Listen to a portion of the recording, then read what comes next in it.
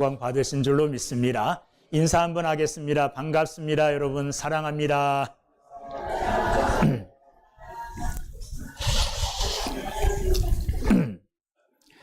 자, 우리가 지금 사용하고 있는 여러 가지 물건들은 다 공장에서 만들어내는 거죠. 그런데 아무리 간단한 물건일지라도 간단하게 만드는 게 아닙니다. 여러 과정들을 거치더라고요. 여러 과정들을 거치는데 그 여러 과정 중에 중요한 과정이 하나 뭐냐 하면 검수 과정입니다. 물건을 다 만들었는데 이게 잘 만들어졌는지 안 만들어졌는지를 검사하는 거예요. 그래서 불량품들을 어떻게 해요? 빼내야죠. 여러분 텔레비전에 생활의 달인 있죠? 생활의 달인 보면은 그 일을 수십 년 해가지고 진짜 달인들이 다 된 사람들이 있어요. 언젠가 한번 봤는데 여러분 건빵 있죠? 군인들에게 나눠주는 건빵. 또 우리가 가게에서 살 수 있는 건빵. 그게 이렇게 판에 몇백 개가 한꺼번에 이렇게 쭉 지나가요. 근데 검수하는 사람이 여기 딱 서가지고 꼬챙이로 쫙 보고 있다 탁탁 찍어내요. 뭘 찍어낼까요? 불량품들, 깨져 있거나 그 다음에 붙어가지고 두 개 있거나 이렇게 잘못된 건빵을 순식간에 지나가는데도 탁 찍어내고 다 골라내요. 불량품들을. 또 언젠가 한번 보니까 부탄가스 있죠? 부탄가스 통. 이 부탄가스 통을 만드는데 여러 과정 공정 중에 막 굉장히 기계가 빨리 돌아가요. 촥촥 들어가는데 이 검수하는 사람 앞에 이제 그게 쭉 지나가요. 탁 잡아내요. 뭐 잡아냈을까요? 불량품. 용접이 잘 못 돼 있거나 좀 틈이 벌어진 거. 쭉 그냥 보다가 또 탁 잡아내요. 뭐 잡아내요? 불량품들 다 잡아내요. 전 그걸 보면서 무슨 생각이 했느냐 하면 우리가 하나님 나라에 쭉 들어갈 때 하나님께서 탁 뭘 잡아낼까요? 믿음의 불량품. 또 쭉 들어가 누구 탁 잡아내고. 그런 걸 그냥 상상해 봤어요. 그걸 보면서. 검수하는 사람이 불량품들을 탁탁 잡아내듯이 하나님 나라 들어가려는데 너는 아니야 하고 얼마나 민망하겠어요. 얼마나 창피하겠어요. 여러분 모두는 믿음의 이런 말 써서 어떨지 모르지만 불량 믿음의 사람이 아니라 합격된 믿음의 사람이 되기를 주의 이름으로 축원합니다. 오늘 본문 말씀 보면 불량품이 되어서 버림받은 이런 제품들 있죠. 이런 제품들과 같은 사람들이 있대요. 5절 말씀 보세요. 5절 뒤에 맨 뒤에 너희는 뭐한 자다? 버림받은 자.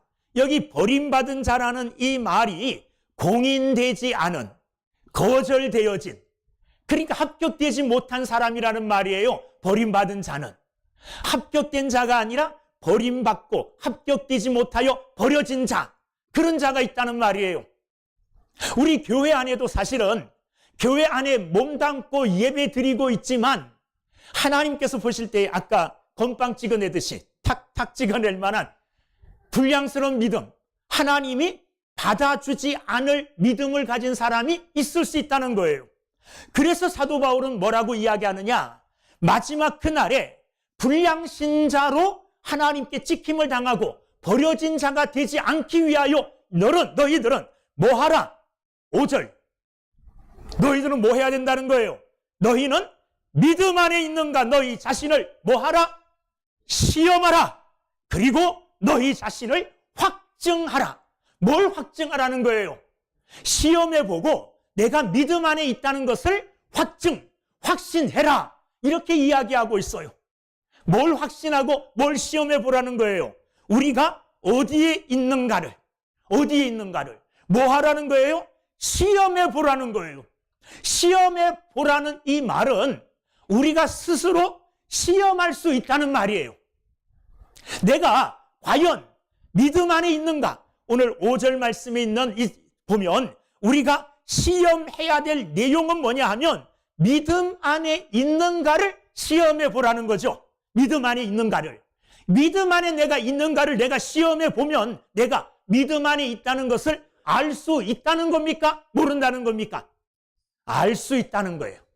알 수 있으므로 너희가 믿음 안에 있는가 시험하여 보고 확실하게 내가 믿음 안에 있구나 하고 확신하는 이런 삶을 살아라. 이렇게 말씀하고 계시는 거예요.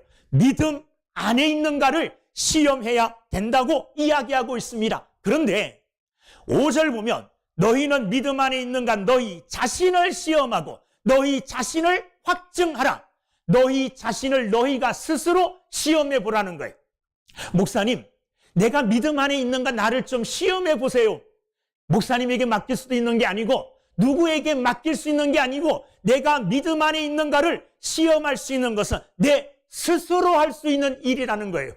여러분도 할 수 있어요, 없어요? 할 수 있다는 겁니다. 왜 믿음 안에 있는가를 시험해 봐야 됩니까? 내가 온전한 완전한 믿음 안에 있는가가 중요해요. 왜 중요하냐? 내가 믿음 안에 있다는 것은 내 구원을 확신할 수 있는, 내 구원을 보장해 주는 거예요. 우리의 구원이 어디에서 옵니까? 나의 행위에서 오는 게 아니잖아요. 내 삶에서, 내 업적에서 오는 게 아니잖아요. 내 공로에서 오는 게 아니잖아요. 구원은 믿음에서 오는 거예요. 그러므로 내가 구원을 얻느냐 못 얻느냐는 내가 믿음 안에 있느냐 없느냐로 결정되어지는 거예요. 그러므로 저와 여러분들은 늘 스스로 다른 사람들에게 의지할 수도 없어요. 자신에게 너는 믿음 안에 있는가 시험해 보라. 이렇게 사도 바울은 말씀하고 계십니다. 왜냐하면 참된 믿음은 우리의 구원을 보장해 주기 때문에 그래요. 내가 믿음 안에 있는가 나를 시험하여 내가 믿음 안에 있다는 것을 확신한다면 나는 뭐 받은 사람이에요? 구원받은 사람이에요. 나는 하나님의 자녀 되었고 나는 하나님 나라 가는 사람이 된 거라는 겁니다. 사도 바울은 우리에게 이런 경고를 합니다. 선줄로 생각하는 자는 넘어질까 조심하라. 내가 지금 섰다고 생각해요. 나 구원받았다고 생각해요. 나 믿음 있다고 생각해요. 그런데 선줄로 생각했는데 혹시 넘어질 수도 있다는 거예요. 내가 생각하는 내 믿음이 진짜 믿음이 아닐 수 있다는 거예요. 그러므로 조심하고 그러므로 내 믿음을 늘 시험하여 믿음 안에 있음을 확신하는데 한 번만 하라고 그러지 않아요. 이 말은 너희는 믿음 안에 있는가 너희 자신을 시험하고 너희 자신을 확증하라. 이건 단번에 끝나는 게 아니라 계속해서 하라는 말이에요. 오늘 했으니까 1년 후에 해야지. 이게 아니라 매일매일 매 순간순간 내가 믿음 안에 있는가를 내가 시험해 보고 스스로 그리고 그것을 내가 뭐 하느냐? 확신해야 된다는 겁니다. 그러면 우리의 믿음은 보장받은 게 되어진다는 겁니다. 자, 믿음 안에 있지 않으면 어떤 자라 그랬느냐? 아까 말씀하셨듯이 너희는 버린 자다. 합격하지 못한 자다. 하나님께서 거절한 자다. 아까 이야기했던 쉬운 말로 하면 믿음의 불량자다. 그러므로 하나님 나라 갈 때 안에 탁탁 밀어내시는 거죠. 뽑아내셔요. 못 들어가게. 왜? 믿음의 합격자가 아니기 때문에 그렇다는 말이에요. 자, 그렇다면 사도 바울은 자신이 믿음 안에 있는 것을 확신하고 있었을까요? 확신하지 못하고 있었을까요? 사도 바울은 자신은 믿음 안에 있다는 것을 확신하고 있었습니다. 오늘 6절 말씀 보시면 우리가 버림받은 자 되지 아니한 것을 우리는 버림받은 자가 되지 않았다. 나는 믿음 안에 있다. 이런 확신이에요. 그 사실을 너희가 알기를 내가 바라고 그러니까 사도 바울과 함께 있는 디모데와 그리고 믿는 우리들은 믿음 안에 있다는 것을 확신한다는 거예요. 믿음 안에 있는 이 확신을 너희들도 알기를 바란다. 그래서 사도 바울이 원하는 건 뭐냐 하면 너희들도 나처럼 믿음 안에 있음을 확신하는 삶을 살아라. 이것을 오늘 고린도 교회 성도들에게 권면하는 거예요. 그러면서 믿음 안에 있는 자가 내가 믿음 안에 있다는 것을 확신할 수 있는 두 가지 테스트 기준을 우리에게 말씀하고 계셔요. 뭘 보면 내가 믿음 안에 있는 것을 알 수 있느냐? 뭘 보면? 여러분, 내가 믿음 안에 있다는 것을 어떻게 알 수 있을까요? 오늘 사도 바울은 두 가지 근거를 우리에게 말씀해 주고 계십니다. 두 가지 근거. 7절 말씀은 사도 바울의 어떻게 보면 기도입니다. 7절, 우리가 하나님께서 너희로 악을 조금도 행하지 않게 하시기를 구하노니, 이 구한다는 말은 기도한다는 말이죠. 사도 바울이 고린도 교회 성도들을 위하여 기도하는 이 7절의 말씀을 통해서 우리는 믿음 안에 있는 사도 바울과 같이 믿음 안에 있음을 확신하는 자가 내가 믿음 안에 있음을 어떻게 확신할 수 있느냐? 그 확신의 두 가지 기준을 7절 말씀에서 찾아볼 수가 있다는 말이에요. 첫 번째 기준은 뭘까요? 첫 번째, 내가 믿음 안에 있느냐 아니면 믿음 밖에 있느냐, 내가 그것을 알 수 있는 기준이 뭐냐? 첫째, 7절 읽어볼게요. 제가 우리가 하나님께서 너희로 악을 조금도 행하지 않게 하시기를 구하노니, 악을 조금도 행하지 않게 되기를 구한다는 거예요. 이 말은 다른 말로 말하면 사도 바울이 말하는 믿음 안에 있다는 사람들은 악을 행하지 않는다는 말이에요. 다른 말로 하면 악을 가까이 하지 아니하고 악을 멀리 한다는 거예요. 악을 가까이 하고 악을 좋아하고 악으로 가까이 나가기를 바라고 원하는 이런 삶이 아니라 악이 있으면 그 악과 멀어지기를 바라요. 악과 멀어지기를. 악은 나를 더럽히고 나를 오염시키는 것이기 때문에 멀리 피하여 도망가는, 악을 멀리, 항상 악을 멀리하는 이런 마음의 삶, 마음의 자세, 이런 삶이 내가 믿음 안에 있음을 확신할 수 있는 근거가 되어진다는 겁니다. 사도 바울은 로마서 6장 2절 말씀에 이렇게 말씀하고 계십니다. 죄에 대하여 죽은 우리가 어찌 그 가운데 더 살리요? 죄에 대해서는 죽었대요. 그 죄에 대해서 죽었다는 말은 감각이 없는 거예요. 누가 나를 막 때려도 아프지도 않아요. 누가 발로 차도 기분 나쁘지도 않아요. 왜요? 죽어있기 때문에 그래요. 죄에 대해서는 내가 죽은 자다 반응하지 않는다는 말이에요. 그러니까 죄가 나를 어찌할 수도 없는, 죄와는 상관이 없는 자가 되었다는 겁니다. 사도 요한은 더 단호하게 말합니다. 요한일서 5장 18절 말씀에 보면 하나님께로부터 난 자는 다 범죄하지 아니하는 줄을 우리가 아노라. 하나님께로부터 난 자는, 위로부터 새롭게 난 자는 범죄하지 아니하는 줄을 안다는 거예요. 이 말은 죄를 우리가 전혀 짓지 않는, 하나의 죄도 지을 수 없는 이런 성스러운 존재가 되었다는 그런 말이 아닙니다. 그런 말이 아니에요. 이 말은 어떤 말이냐 하면 구원받은 자는, 믿음 안에 있는 자는 죄 짓기를 좋아하지 않는다는 말이에요.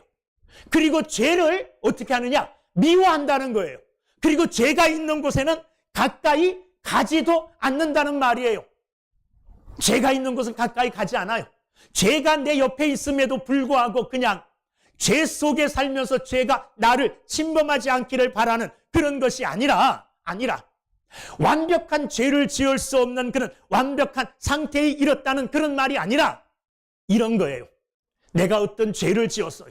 그런데 죄를 지었는데 이 죄 지은 것을 당연하다고 생각하는 거예요. 뭐 죄 지을 수밖에 없지 뭐.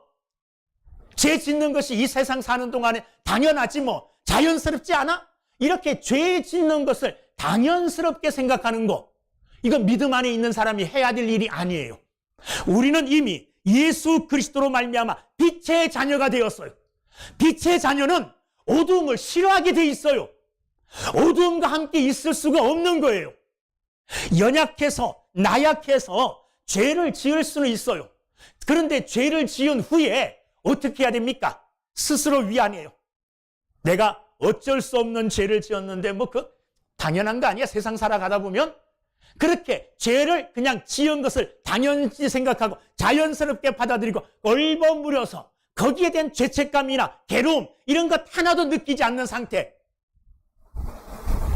이게 죄를 멀리하는 상태가 아니라 이게 성도의 삶이 아니라는 거예요.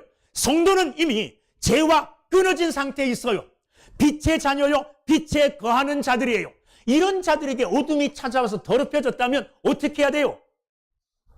자존심 상해해야 되고요, 괴로워해야 되고요, 자기 자신을 막 미워해야지 돼요. 왜 저 죄에 또 속았느냐? 왜 또 죄를 지었느냐? 이렇게 그 죄에 대하여 극심하게 미워하면서 뉘우치면서 정말 하나님 앞에 처절하게 회개함으로 또 능력 힘입어 이제는 죄가 다시 덤벼들 때 내가 죄와 싸워 이기겠습니다. 다시 죄를 짓지 않겠습니다. 이렇게 각오하고 결단하는 이런 사람이어야 돼요. 죄를 멀리하고 죄를 싫어하는 존재가 돼야 돼요. 자, 제가 지금 죄라고 얘기하니까 우리가 생각할 때 큰 죄만 죄라고 여기면 안 돼요. 작은 것부터 혹시라도 급한 일이 있어서 신호등을 어겨가고 형제를 미워하고 형제를 대하여 속으로 막 욕하고 누구를 용서해 주지 못하고 그리고 친구들끼리 농담 삼아 그냥 여러분 농담 삼아 하나님을 비아냥거리는 사람들이 꽤 많아요. 농담 삼아. 농담이 아니에요. 하나님을 향해서는 그런 농담도 하면 안 돼요. 하나님의 이름을 망령되이 여기면 안 된다는 말이에요. 그런데 친구들과 어울려서 자연스럽게 그런 농담 주고받아요. 성도가 가면 안 될 자리에 스스로 가요. 요즘 유명한 가수 중에 하나가 교통사고 내가지고 굉장히 말썽이 나죠. 저는 굉장히 실망했어요. 그 친구가 처음에 이 텔레비전에 나와서 오디션에 참가하고 막 그럴 때 찾아봤더니 교회 가서 간증도 하고 찬양도 부르고 그러더라고요. 그래서 나는 독실한 그리스도인인 줄 알았어요. 성도인 줄 알았어요. 성도인 줄. 그런데 그가 여자 있는 술집에 가고 그리고 운전해서 차를 받아놓고 그 자리에서 책임지지 못하고 도망가고 자기가 더 이상 얘기 안 할게요. 한 사람을 비하시키는 일이니까. 그런데 그리스도인으로 해서는 안 될 일을 했잖아요. 그런 것들을 미워하고 멀리 해야 돼요. 그리스도인들은. 죄가 있는 곳에 가까이 가면 안 된다는 거예요. 아주 작은 것부터. 혹시라도 형제들과 사이가 안 좋게 지내는 분들 계셔요. 이거 죄예요. 빨리 내가 먼저 형제를 찾아가서 용서를 구하고 용서해 주고 화해하는 것. 이게 성도가 해야 될 일이에요. 내가 구원받았고 믿음 안에 있다. 그러면 죄를 미워하는 삶을 살고 죄를 멀리하는 삶을 살아야 되는데 죄를 방치해두면 안 된다는 거죠. 죄를. 히브리서 12장 4절 너희가 죄와 싸우되 아직 피 흘리기까지는 대항하지 아니하고 히브리서 기자는 우리가 죄와 싸우되 피 흘리기까지 죄와 싸워야 된다고 말하고 있어요. 죄와 싸우되 어떻게 해요?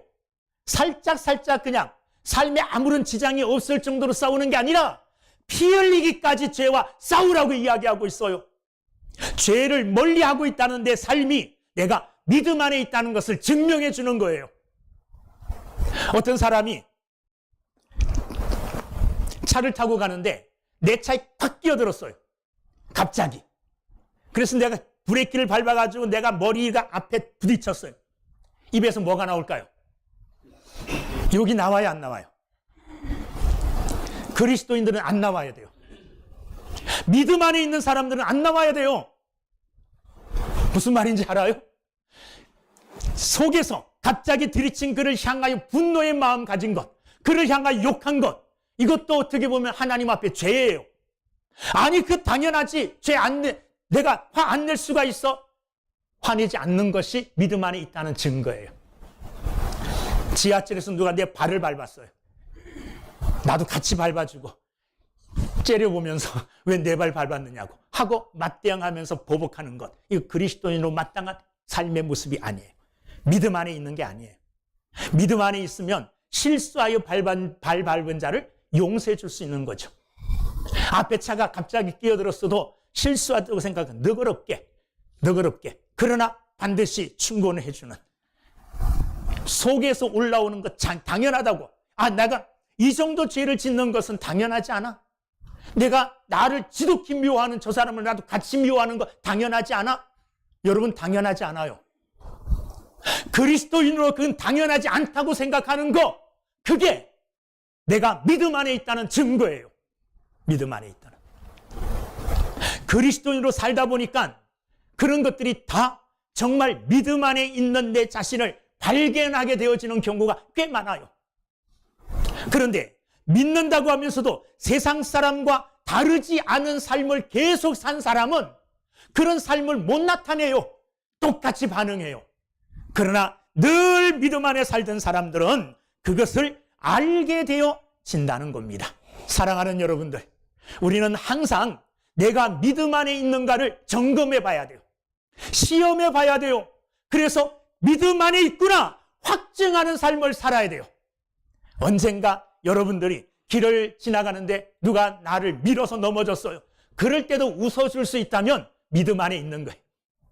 이렇게 하면서 같이 덤벼들고 싸우고 밀어서 밀쳐서 나같이 똑같이 넘어지게 하고 이러면 돌아봐야 돼.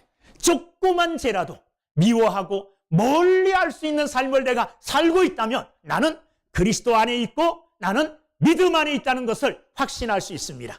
두 번째는 반대예요. 아까는 소극적으로 죄를 멀리하는 거였죠. 이제는 내가 믿음 안에 있다는 증거는 뭐냐? 7절, 우리가 읽은 본문 말씀 7절 끝에 너희는 선을 행하게 하고자 함이라. 선을 행하려고 하는 의욕, 욕망, 이런 의지들이 마음속에서 막 불타오를 때 선한 일을 하고 싶은 마음이 막 일어나요. 그럴 때 나는 믿음 안에 있다는 것을 확신할 수가 있어요. 자, 선을 행하게 하고자 하는 마음이 내 안에 불릴 듯 막 일어나요. 가장 이 세상에서 할 수 있는 가장 아름다운 선은 뭘까요? 예배 드리는 거예요. 예배 드리는 거예요. 내가 믿음 있다는 것을 확신할 수 있는 두 번째 증거는 뭐냐 하면 첫 번째는 악을 멀리하고 죄를 멀리하는 거라 그랬어요. 두 번째는 선을 행하기를 기뻐하는 거고 선을 행하려고 하는 마음의 욕망이 막 불타오르는 거예요. 하나님을 예배하고 싶어요.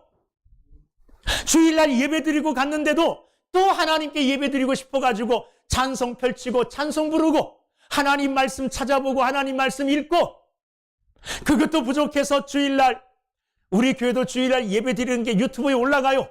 우리 교회 설교가 목사님 설교가 올라왔나 안 올라왔나 보고 또 한 번 들어보고 여러분 제가 저의 설교를 들을까요 안 들을까요? 가끔 들어요. 가끔 듣는데 이거 건방진 말이지만 내가 들을 때 내 설교를 통해서도 내가 은혜도 받을 수 있더라고요. 그러니까 두 번째 들으면요 그 말씀이 새로워져요.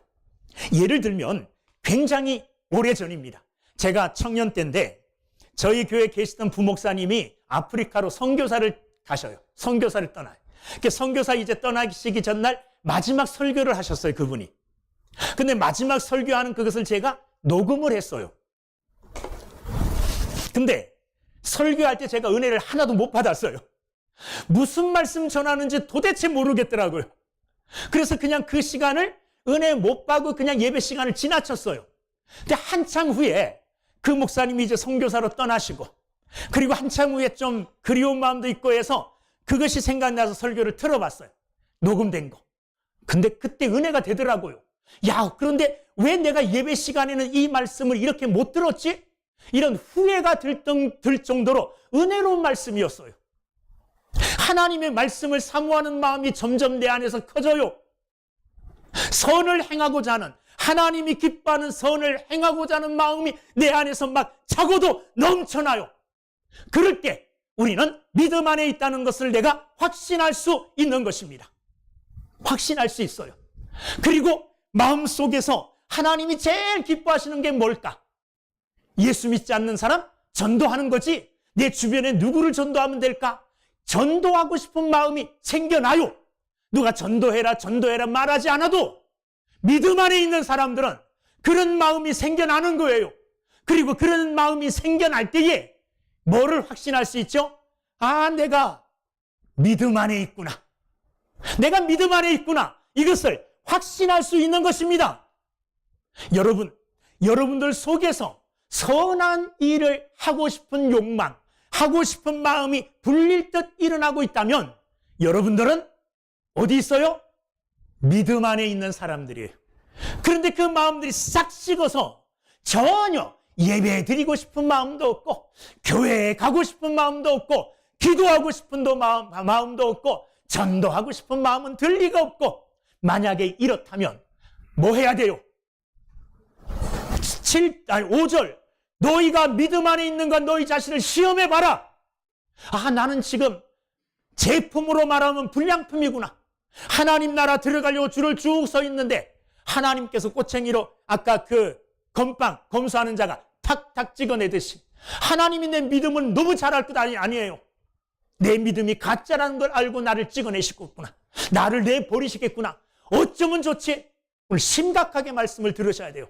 내 자신을 항상, 이것도 한 번이 아니라 계속 순간순간마다 점검하고 순간순간마다 시험해 봐야 돼요. 그래서 믿음 안에 있는가를 확인해야 돼요. 왜? 믿음 안에 있는 것이 중요해요. 믿음 안에 있어야만이 구원을 받을 수가 있기 때문에 그렇잖아요. 구원을.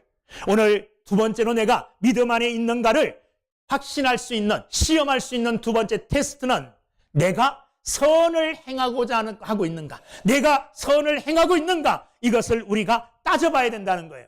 예수님은 우리가 더러운 옷을 벗어버리기만 원하지 않아요. 더러운 옷, 죄의 몸을 벗어버렸으면 새로운 옷으로 힘있기를 바라요. 새로운 모습으로 입어야 돼요. 새로운 옷으로. 그래서 에베소서 4장 22절에 보면 썩어져가는 구습을 따르는 옛사람을 벗어버리고 오직 너희의 심령이 새롭게 되어 하나님을 따라 의와 진리의 거룩함으로 지으심을 받은 새 사람을 입어라. 옛사람을 벗어버렸으면 새 사람을 입어야 돼요. 새 사람을 입는다는 말은 새로운 생활을 해야 된다는 말입니다.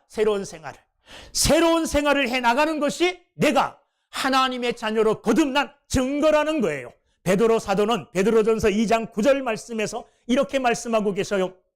그러나 너희는 택하신 족속이요 왕같은 제사장들이요 거룩한 나라요 그의 소유가 된 백성이니 이는 너희를 어두운 데서 불러내어 그의 기이한 빛에 들어가신 이의 아름다운 덕을 선포하게 하려 하심이라. 불러서 제사장 삼아주고 하나님의 소유된 백성 되게 준 이유가 뭐냐 하면 우리를 하나님 나라에 들어가시게 하신 하나님의 아름다운 덕, 하나님의 아름다운 그 역사를 선포하게, 자랑하게 하기 위하여 그렇게 하셨다고 말씀하고 계십니다. 사도 바울은 디도서 2장 14절 말씀에서 그가 우리를 대신하여 자신을 주심은 모든 불법에서 우리를 속량하시고 우리를 깨끗하게 하사 선한 일을 열심히 하는 자가 하는 자기 백성이 되게 하려 하심이라. 예수님이 우리를 구속해 주신 이유, 구원해 주신 이유가 뭐냐 하면 선한 일을 열심히 하는 자기 백성이 되게 하려고. 무슨 일을요? 선한 일을 열심히 하는 자기 백성 되게 하기 위하여 그렇게 하셨다는 거예요. 에베소서 4장 10절에도 선한 일을 위하여 지으심을 받은 자, 그리스도인들을 가리켜서, 저와 여러분들을 가리켜서, 구원받은 자들을 가리켜서 사도 바울은 선한 일을 위해서 지으심을 받은 자라고 말씀하고 계셔요. 나를 왜 구원해 주셨느냐? 선한 일을 하게 하기 위하여 구원해 주셨다는 겁니다. 구약 성경에 보면 여러 가지 복잡한 제사제도가 나옵니다. 사회법이 나오고 도덕법들이 나와요. 읽으면 머리 아플 정도로 복잡하게 그런 법들을 만들어 놓으셨어요. 그 법들을 만들어 놓으신 이유가 뭡니까? 하나님을 믿는 자들은 세상 사람들과 달라야 된다는 거예요. 무엇을 섬겨야 될지, 그리고 이웃 사람들과의 경계선을 넘어가면 안 된다는 것, 도덕적으로 그렇게 살아야 된다는 것, 그리고 다른 사람들과 달리 저울추를 절대로 속이면 안 된다는 것, 이렇게 옳은 일을 하며 살게 하기 위하여, 믿지 않는 사람들과 다른 삶을 살게 하기 위하여 하나님은 그 어려운 법들을 우리에게 다 주신 것입니다. 신약에서도 다르지 않습니다. 신약의 여러 사도들을 통하여 하나님께서는 우리에게 선한 일을 하라고 명령하고 계십니다. 몇 가지 살펴보면 에베소서 4장 29절 더러운 말은 너희 입 밖에도 내지 말라. 더러운 말 입 밖에도 내지 말래요. 로마서 13장 1절 각 사람은 위에 있는 권세에 복종하라. 에베소서 4장 23절 친절하게 여기며 서로 용서하라. 베드로전서 3장 1절 남편에게 순종하라. 베드로전서 3장 7절 아내를 귀히 여기라. 에베소서 6장 1절 자녀들아 주 안에서 너희 부모에게 순종하라. 에베소서 6장 4절 아비들아 너희 자녀를 노엽게 하지 마라. 데살로니가전서 4장 3절 하나님의 뜻은 이것이니 너희의 거룩함이라. 요한복음 15장 12절 서로 사랑하라. 이 모든 말씀들이 하나님께서 우리를 향하여 너는 옳은 일을 하기를 힘써라, 선한 일을 하기를 힘써라, 여러 군데에서 우리에게 강력하게 말씀하고 계시는 거예요. 이 말씀대로 우리가 선한 일을 하는 것을 기뻐하고 옳은 일을 하는 것을 열망하며 살아가고 있다면 저와 여러분들은 어디 있는 사람이요? 믿음 안에 있는 사람들이에요. 믿음 안에 있음을 확신하시고 살아갈 수 있기를 주의 이름으로 축원합니다. 자, 그런데 가장 중요한 게 있어요. 그건 뭐냐? 믿지 않는 사람들도 악을 멀리하는 삶을 살 수 있어요. 그렇죠? 믿지 않는 사람들도 옳은 일을 힘쓰며 살 수 있어요. 그런데 믿지 않는 사람들과 믿는 사람이 틀린 게 뭐냐 하면, 믿는 사람들은 옳은 일을 하기를 힘쓰고 죄를 멀리하는 이유가 어디 있느냐? 내 안에 있는 예수님 때문에 그러는 거예요. 예수님 때문에. 오늘 5절 말씀을 보면, 너희는 믿음 안에 있는가 너희 자신을 시험하고 너희 자신을 확증하라. 예수 그리스도께서 너희 안에 계신 줄을 너희가 스스로 알지 못하느냐? 그렇지 않으면 너희는 버림받은 자니라. 내 안에 그리스도께서 계신다는 것을 내가 스스로 알 수 있다는 거예요. 그분이 나를 사랑하심으로 내 욕심으로는, 내 마음으로는 손해보고 싶지 않아요. 죄와 가까이 하여 타협하여 더 많은 이익을 얻고 싶어요. 선한 일을 하기보다는 내 욕심 채우고 싶어요. 그러나 내 안에 누가 살아계십니까? 예수님이 살아계시는 거예요.